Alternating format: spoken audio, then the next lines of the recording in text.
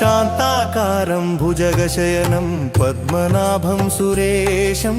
विश्वाधारं गगनसदृशं मेघवर्णं शुभांगं लक्ष्मीकान्तं कमलनयनं योगिभिर्ध्यानगम्यं वन्दे विष्णुं भवभयहरं सर्वलोकैकनाथम् अहमात्मा हि लोकानां विश्वानां पाण्डुनन्दन तस्मादात्मनमेवाग्रे रुद्रं सम्पूजयाम्यहम् अहमात्मा हि लोकानां विश्वानां पाण्डुनन्दन तस्मादात्मनमेवाग्रे रुद्रं सम्पूजयाम्यहम्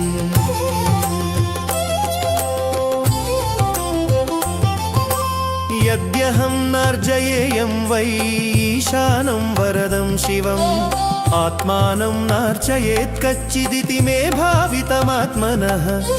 मया प्रमाणं हि कृतं लोकः समनुवर्तते प्रमाणानि हि कर्तव्यानि ततस्तं पूजयाम्यहम्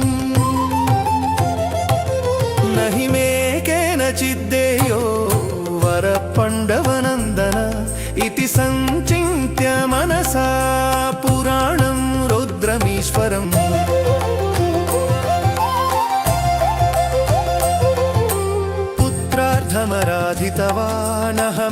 पुत्रार्थमराधितवानहमात्मानमात्मना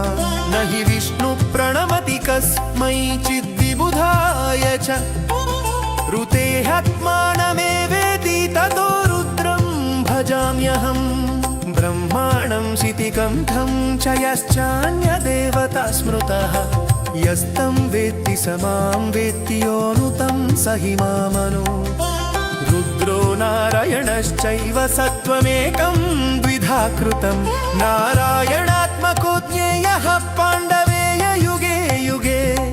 तस्यापि देवदेवस्य महर्षे पाण्डुनन्दन अहं वै सर्वभूतानामन्तरात्मा ह्यवस्थितः तस्मादात्मानमेवाग्रे रुद्रं सम्पूजयाम्यहम्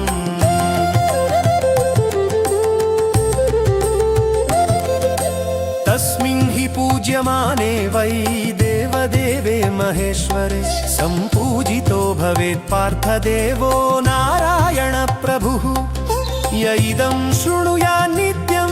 भक्त्या नारायणं प्रति सर्वपापविनिर्मुक्तो